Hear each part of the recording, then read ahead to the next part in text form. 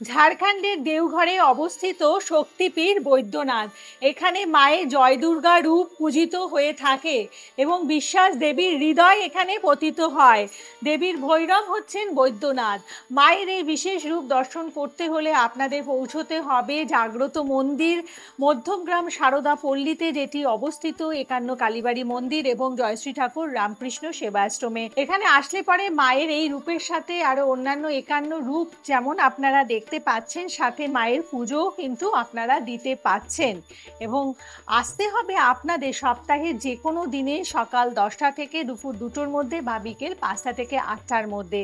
তাছাড়াও কিন্তু এই মন্দিরে আপনাদের জন্য প্রস্তুত করা হয়ে থাকে বিশেষ দৈব প্রতিকার, যেটি আপনারা পেয়ে থাকেন সম্পূর্ণ বিনামূল্যে শুধুমাত্র বৃহস্পতিবার এবং শনিবার করে সকাল 10টা থেকে দুপুর 2টোর মধ্যে, একদম এই মন্দিরে যিনি প্রাণপুরুষ জ্যোতিষ অধ্যাপক জয়দেব শাস্ত্রীর হাত ধরে।